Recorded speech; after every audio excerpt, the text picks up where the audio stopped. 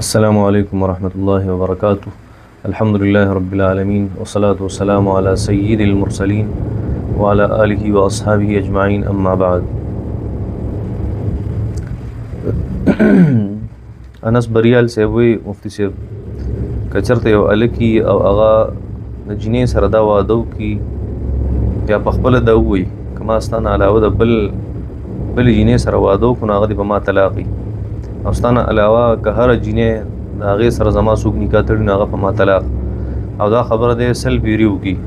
او په قران مجید باندې الله هم کی دي نو دې څه حکم دی دې حکم دار چې د بجون کې د هر جنې سره نکاح کوي ستانه علاوه نو هغه په طلاقي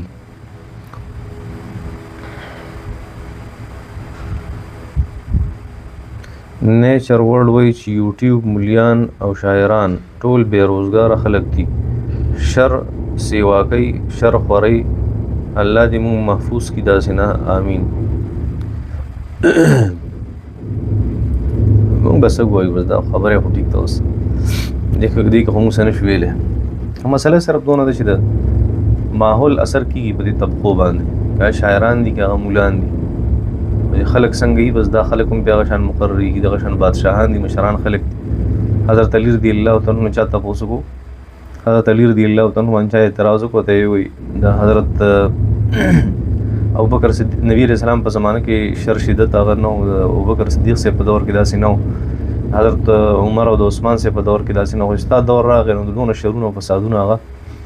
خواره شنو حضرت علی رضی الله تعالی عنہ فرمای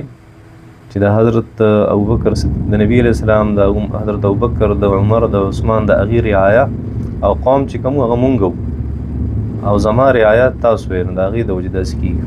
خیر الله دې رحم وکړي الله دې تاسو موږ د شر نه محفوظ کړي او موږ الله ستاسو د شر نه هغه محفوظ کړي دا سیده خبره ده نو پکار ده چې دا نوعیت او مواضح شي ډېر بخي چې چرته مليان او شاعران هغه په ورانی چې هغه ټیک شي تاسو به داسې وسره ویلي چې د پلان کې شرارت او شر د خور کړي خصوصا تمات لیکلي دي په دې کامنټ کې په کار دې زما یو خبره درا شو ته کړي چې د شر کړي نو په واقعي هغه شر و نو معذرت کړو په شر نه نو دې دا مطلب دی چې ته ځان له د آخرت لپاره کوړی او دا شانت نقصان هغه سی واقع خپل دنیا هم تباہ کې آخرت هم تباہ کې. مرها سجاد وی السلام علیکم مفتی صاحب یکم محرم باندې چې خلک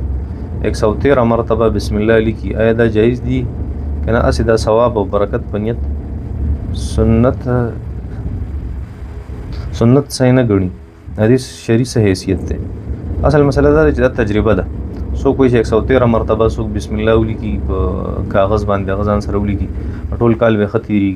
چې په یکم محرم باندې دا سو کوئی چې سل پیری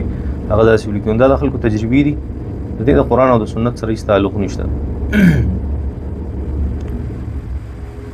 مفتی صاحب سحر مونځ له پاسېدل غواړم په خوب را من ډېر زیات غالب شي نو څه وکړم د دې جواب را لازمي راکړي لږ